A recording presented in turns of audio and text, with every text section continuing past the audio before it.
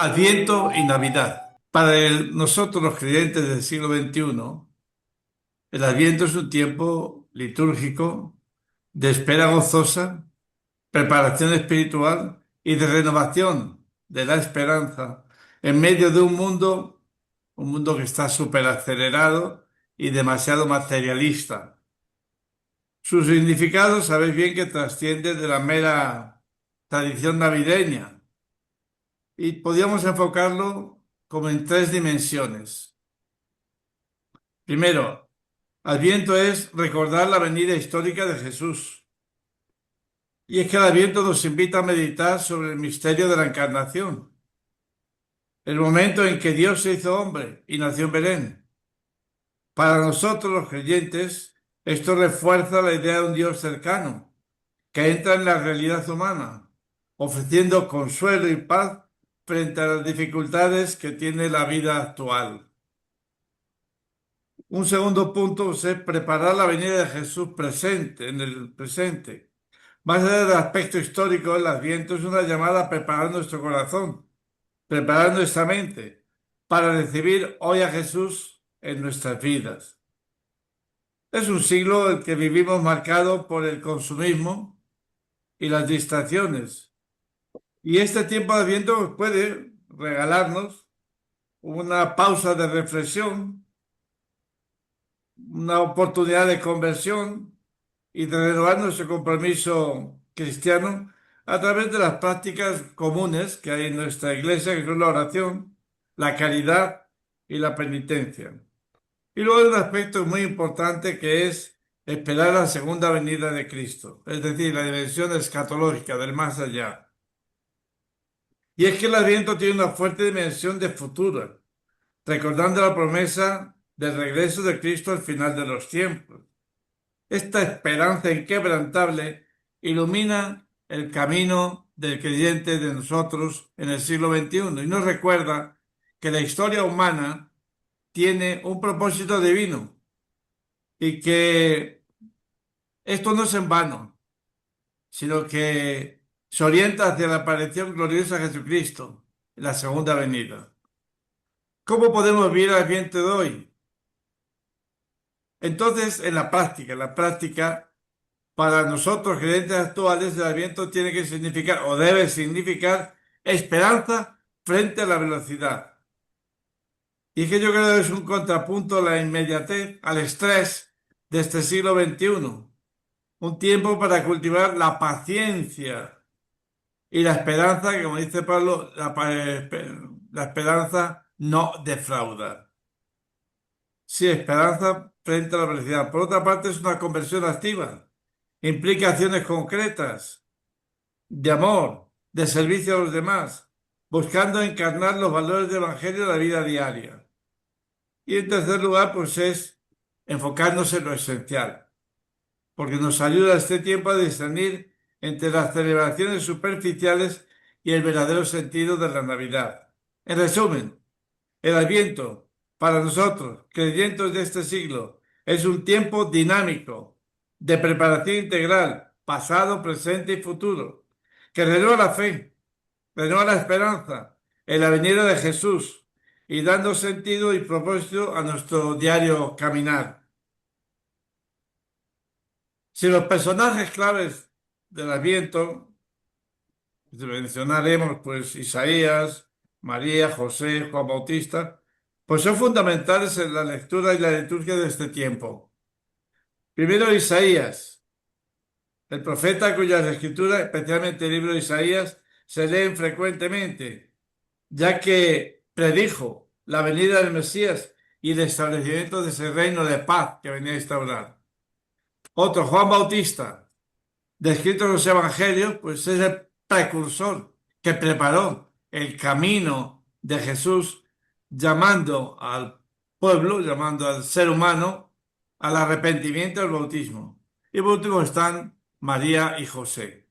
Desempeñan un papel central en las narraciones del Evangelio que se leen en la medida que va avanzando el Adviento y se acerca la Navidad. Representan la obediencia y la fe al plan de Dios.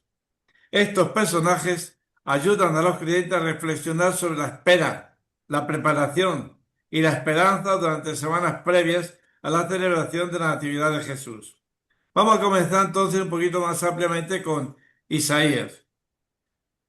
Es el primer personaje en el que muchos autores antiguos llaman el evangelista del Antiguo Testamento. Se lee durante el Adviento según la costumbre presente en todas las tradiciones litúrgicas, ya que él expresa con una belleza inigualable la esperanza que brota de la fe y que conforta al pueblo elegido en los momentos difíciles de su historia. Fijaros que es el profeta más citado por los escritores del Nuevo Testamento, ya que habla tanto de la gloria del Mesías como de los sufrimientos que el siervo de Yahvé va a traer con sufrimiento, va a traer a la salvación al pueblo. El Adviento, de él se toma en este Adviento, se toma la mayoría de las primeras lecturas de la misa. Estos textos son un anuncio de esperanza para los hombres de todos los tiempos, independientemente de las circunstancias concretas que cada uno nos toque vivir. Todos ansiamos un tiempo en que las víctimas del egoísmo encuentren justicia, en que las armas se transformen en instrumentos de trabajo y los pueblos vivan unidos. Al mismo tiempo, Isaías invita a no permanecer con los brazos cruzados, a preparar activamente el camino del Señor, a hacer posible su venida al mundo. Preparad, dice el profeta, preparad el camino del Señor, allanad de la estepa una calzada para nuestro Dios, que los valles se levanten, que los montes y colinas se bajen, que lo torcido se enderece, eso es lo importante, y lo escabroso pues se igualen. Estas palabras son el corazón del anuncio de Juan el Bautista. La iglesia las repite en las oraciones del Adviento. El Señor viene, pero quiere que nosotros preparemos el camino bajando los montes del orgullo y rellenando los valles de la indiferencia, enderezando por aquellos caminos que se han desviado, igualando especialmente el derecho de todos. La salvación será un don que Dios nos da en Cristo, pero Él quiere que nos dispongamos convenientemente y de alguna manera la adelantemos en nuestras buenas obras. ¿Qué mensaje nos trae el profeta Isaías? El mensaje del profeta Isaías, que habló al pueblo de Israel, fijaros, 700 años antes de Cristo, es de radical confianza en la promesa y el poder de Dios. Su actitud nos invita a confiar plenamente, incluso cuando la esperanza pudiera parecer perdida. Esta confianza se fundamenta en sus profecías claves, que reinan y se escuchan a lo largo de todo este Adviento. La promesa del Emmanuel, que significa Dios con nosotros, como sabéis, asegurándonos que Dios no nos abandona. Y el anuncio de que Él mismo, el Emmanuel, viene a salvarnos. Esta profecía, digo yo que era revolucionaria, pues mientras el pueblo esperaba a un Dios que salvara a través de un rey, un ejército poderoso, Isaías revela que Dios mismo intervendrá personalmente en la historia para rescatarlos. Pasamos ahora a Juan Bautista. Es el segundo personaje del Adviento, cuya historia pues leemos todos los domingos en la segunda lectura y también, sobre todo en el ciclo A y B, los días de feria, todos los días diarios, pues se lee a Juan Bautista. Desde el sábado de la segunda semana hasta el viernes de la tercera. Juan Bautista, su ayuno, su ascetismo, su oración en la soledad del desierto, son un estímulo para los que quieren acoger al Cordero de Dios que quita el pecado del mundo. Bien encarna, por lo tanto, el espíritu del Adviento. Juan es el punto de unión entre el Antiguo y Nuevo Testamento, entre las promesas y su cumplimiento. Es el último de los profetas de Israel y el primero de los evangelistas. Después de varios años de retiro y soledad, comenzó su tarea de predicación. Muchos lo escucharon, muchos se acercaron al río para participar del rito penitencial que él les proponía. insistía y con fuerza en la urgencia de la conversión, que estaba motivada por la inminente llegada del reino de Dios, tantas veces anunciado por los profetas. Juan Bautista, sabéis bien que supo reconocer al Mesías y dio testimonio de él. Quizá su testimonio más significativo sea cuando pregunta antes de morir y manda mensajeros a Jesús. Lo hemos escuchado este domingo si hemos ido a misa, ¿verdad? Cuando estaba ya desanimado allí, un poquito antes de que fuera decapitado, pues manda a dos discípulos suyos. ¿Eres tú el que tenía que venir? Lo esperamos a otro. Fijaos, la franqueza de la pregunta es la garantía de la seriedad de este hombre. Juan se encuentra ya al final de su existencia, él lo sabe. Esa existencia se ha caracterizado por privaciones. Vivía comiendo saltamontes y miel silvestre.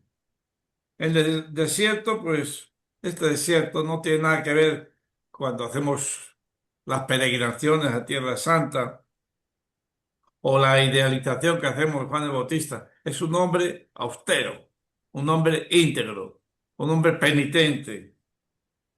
Él lo ha hecho por convencimiento de una misión divina, preparar el camino del Señor. Ahora, como que todo parece hundirse, ya que Jesús pues no respondía a las expectativas que tenía Juan. La respuesta de Cristo sirve para confirmar en la fe y para ponerle un nuevo reto. Contad a Juan Bautista lo que habéis visto, lo que habéis oído, que los ciegos ven, los cojos andan, los sordos oyen, los muertos resucitan, a los pobres se les da, se les anuncia la buena noticia del Evangelio. Y hay una frase muy interesante: dichosos los que no se escandalicen de mí. Efectivamente, se han cumplido las palabras de Isaías, que indicaban las señales de los últimos días. Si el bien, vence sobre el mal, y la buena noticia se anuncia a los Anagüín, los pobres de Yahvé, a ese resto humilde de Israel que confiaba en las promesas de Dios y esperaba su realización. Pues esto es porque han llegado ya los días de la salvación. Mirad, cuando los embajadores de Juan se retiran, Jesús dice a los que estaban allí escuchándole, incluso a estos dos: Juan, este hombre, no es una caña batida por el viento, es un hombre de raíces y convicciones profundas, es un profeta, incluso más que un profeta. Juan conocía las obras de Jesús, pero en cierto momento como que duda de que él se ajustara a esa figura que él tenía del Mesías y que todos sus contemporáneos esperaban, por lo que corría el riesgo de escandalizarse. Efectivamente, con Jesús irrumpe en el mundo la novedad de Dios y se cumplen las promesas del Antiguo Testamento, superándolas incluso, que va más allá de nuestras expectativas, que rompen nuestros esquemas, que nos obliga a hacernos pequeños para ver más allá de las apariencias, los signos que muestran que Jesús es el que vino, el que vendrá y el que está viniendo. Jesús invita a creer no solamente cuando Dios adapta nuestras ideas, sino especialmente cuando rompe esas ideas. Precisamente Juan Bautista, que dará testimonio supremo al derramar su sangre, pues se convierte en figura de Jesús, que nos salva por el anonadamiento y el don total de sí, la entrega de sí. Hermanos y amigos, el Adviento de Dios sigue aconteciendo en la humanidad. Él viene a los corazones, pero viene a los corazones que no se dejan escandalizar por el hecho de que Dios no se presente como ellos les pareciera, como ellos deseaban. Sí, Dios viene a los corazones de los que están abiertos a esa continua, a esa perenne novedad de Dios que nunca se cierra en el pensamiento y deseos de nosotros los humanos, por muy nobles que sean. ¿A qué nos invita Juan el Bautista durante este Adviento? Pues nos hace una doble invitación. Por un lado, su mensaje es un llamado explícito y urgente a la conversión, expresado de clamor en el desierto: conviértanse, porque el reino de los cielos está cerca. Y nos impulsa, fijaros bien, nos impulsa a no dejar que la palabra de Dios nos resbale, sino que entre en nuestro corazón y nos transforme, nos cambie. Por otro lado, pues nos enseña a vivir en la fe. Cuando Juan desde la cárcel manda a preguntar: ¿eres tú el que ha de venir al otro?, Jesús no responde con palabras, le muestra los signos que hacen que se cumplan las profecías. Los ciegos ven, los cojos andan. Y con esto lo invita a él y a nosotros a dar un paso más de la necesidad de una prueba verbal para aceptar que Jesús, desde una fe profunda, que reconoce la palabra de Dios y la cumple con las obras. No se queda en palabras Jesús, sino que le muestra las obras. Obras son amores y no buenas razones, decía un dicho que dicen que es de Santa Teresa. No se quedan las palabras Jesús. Desde ver los hechos, que se cumple lo que los profetas decían, se está cumpliendo en mi actividad. El tercer personaje, la tercera clave del Adviento, pues es María. Fijaros, el Concilio Vaticano recuerda que en María confluyen las esperanzas mesiánicas del Antiguo Testamento.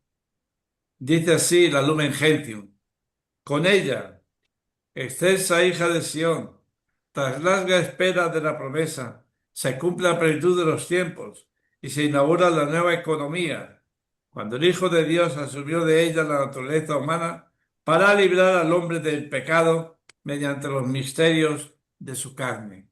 O sea, es la encarnación pura. María es el modelo excelso de las actitudes propias que tenemos nosotros, debemos tener los cristianos en el Adviento. Primero, confianza en la palabra de Dios que cumple su promesa y la disponibilidad para acoger al Señor que viene. San Pablo VI, en su encíclica sobre el culto mariano, indica la profunda relación existente entre el Adviento y María. Dice así: la liturgia del Adviento, uniendo la espera mesiánica y la espera del glorioso retorno de Cristo al admirable recuerdo de la Madre, presenta un feliz equilibrio cultural que puede ser tomado como norma para impedir toda tendencia a separar el culto a la Virgen de lo más importante, que es Cristo. Resulta así que este periodo, como han observado los especialistas en liturgia, debe ser considerado como un tiempo particularmente propio del culto de la Madre del Señor. Esto es la Marialis Culto, el culto a María de San Papa San Pablo VI. De hecho, fijaros bien, en la misa de Adviento, María está presente en los textos bíblicos y en las oraciones, y siempre subrayan este paralelismo: Adán, Cristo; Eva, María. Muy común todo esto en los santos padres. Los textos de la liturgia pues también invocan desde el principio esta relación. Ya al final del Adviento, la figura de María se une de una manera indisoluble con el cumplimiento de las promesas y la llegada del tiempo esperado. Las actitudes, fijaros bien, las actitudes de María se convierten en el modelo que todos los cristianos deben seguir para vivir el Adviento. ¿Cuáles son? La fe de María, el silencio de María, la oración de María, su voluntad, ¿verdad?, de alabar, agradecida al Padre, y su disponibilidad a lo que Dios quería de ella y ponerse a su servicio. Mirad, las fiestas de la Inmaculada que celebramos hace poco más de una semana, Nuestra Señora de Guadalupe el día 12 y Nuestra Señora de la Esperanza, que se celebran en el corazón de este tiempo litúrgico, pues acentúan aún más la relación de María con el Adviento. ¿Qué actitudes de la Virgen María podemos imitar en el Adviento? La Virgen María nos ofrece un modelo completo de cómo vivir este tiempo de espera. Y el Evangelio destaca tres actitudes fundamentales que podemos imitar. La alegría. Alégrate llena de gracia, le dice el ángel, ¿verdad? Es una alegría el poder vivir en gracia de Dios. Alégrate, Virgen María. Esto es una invitación, también para nosotros. Alegrarnos por la gracia recibida en el bautismo y por la participación de la Eucaristía, que dejamos que Cristo entre en nuestro corazón cuando comulgamos. Alegría. Servicio ante el anuncio más grande, que va a ser Madre de Dios. Su respuesta es humildad. Yo soy la servidora del Señor. No se pone en el centro, no se las cree, se reconoce como la esclava del Señor, dispuesta a hacer la voluntad de Dios que se cumpla a través de ella.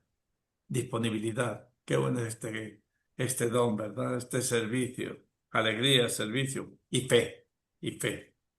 María es llamada feliz por haber creído.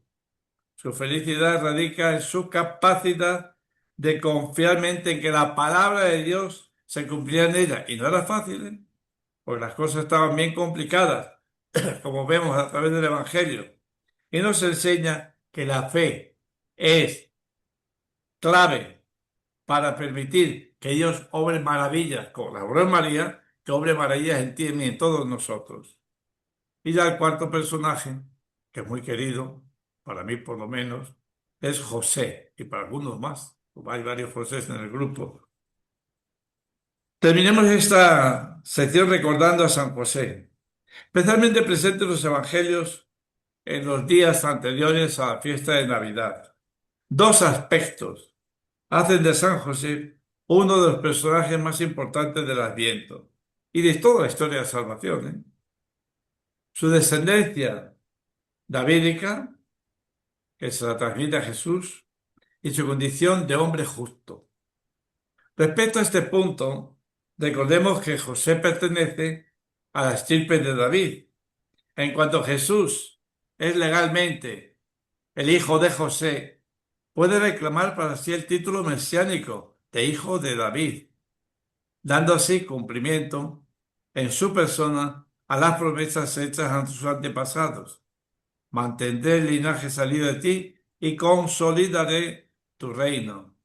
Estamos en el libro de Samuel, fíjese, cientos de años antes. José es el anillo que une a Jesús con la historia de Israel, desde Abraham en adelante, según la genealogía de Mateo, y con la esperanza de que toda la humanidad, desde Adán, según la genealogía de Lucas, se cumplen a través de José en Jesús. Respecto al segundo punto, fijaros bien, cuando la Escritura llama justo a José, quiere decir, ante todo, que es un hombre de fe, que ha acogido en su vida la palabra de Dios y que hace de esa palabra un proyecto sobre él, acepta lo que Dios tiene preparado para José. Como Abraham ha renunciado a sus seguridades y se ha puesto en camino sin saber a dónde iba. Simplemente se fía de Dios. Se fía de Dios. De esta manera, José vive las verdaderas actitudes del Adviento. La fe inquebrantable en la bondad de Dios. La acogida solícita de su palabra. Y la obediencia a la voluntad del Padre Dios. Hablando de la relación de San José y el Adviento, Benedicto XVI dice, reflexiona sobre el silencio del Santo Patriarca, manifestación de su actitud contemplativa, del asombro ante el misterio de Dios. Siguiendo su ejemplo, José nos invita a vivir este tiempo de actitud de recogimiento interior para meditar la palabra de Dios y acogerle cuando viene a nuestra vida.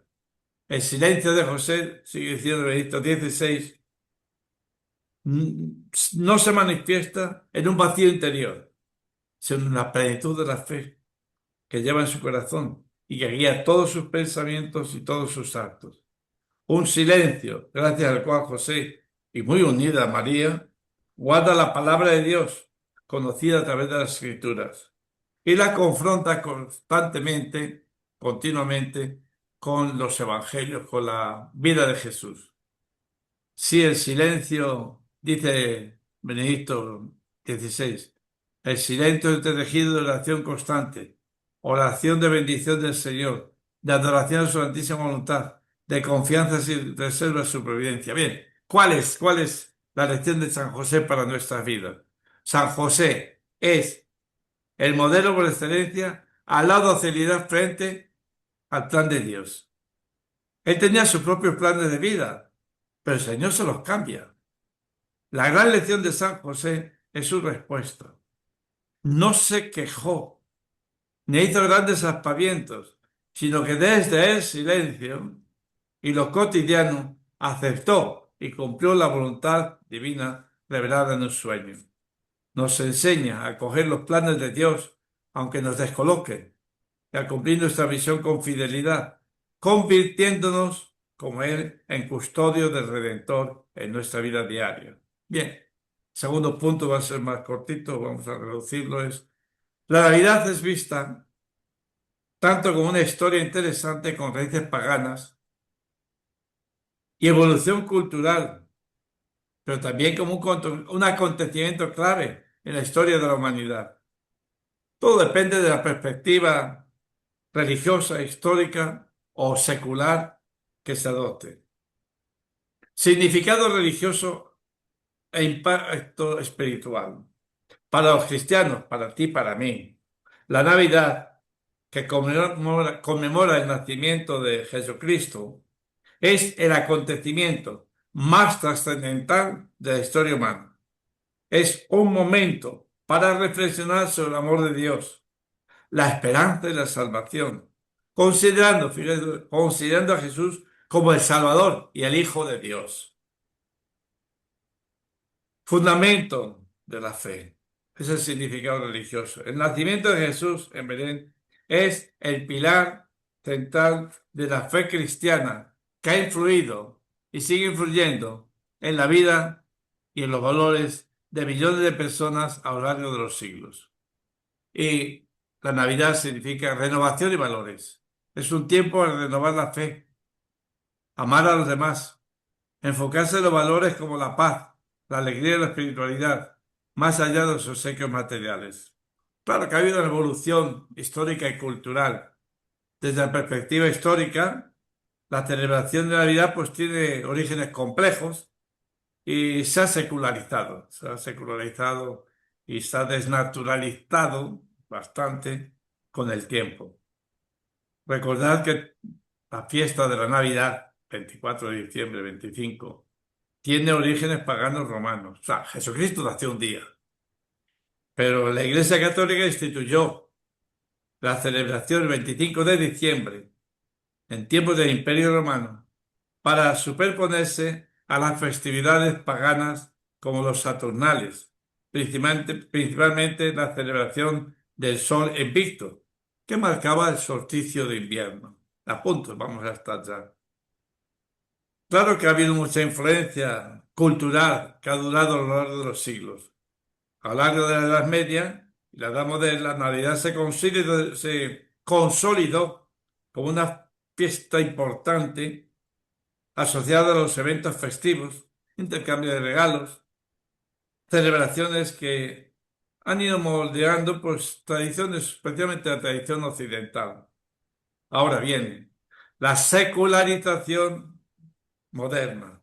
En los siglos XIX, XX y, por supuesto, el XXI que estamos viviendo, la Navidad se ha secularizado, incorporando elementos de diversas tradiciones europeas, convirtiéndose en una celebración global que muchas personas, religiosas o no, disfrutan como un tiempo de reunión familiar y una festividad. Vamos a concluir. La dualidad de la Navidad reside en su capacidad de unir ambas cosas. La narrativa que define la moral de más de 2.000 millones de cristianos y al mismo tiempo una fascinante historia de adaptación cultural e histórica que ha evolucionado hasta convertirse en una festividad global y en muchos casos secular. Tan secular, si habéis escuchado algo a nuestro presidente Stan Sánchez, ¿verdad? Pues felices fiestas, no hablan de Navidad, felices fiestas.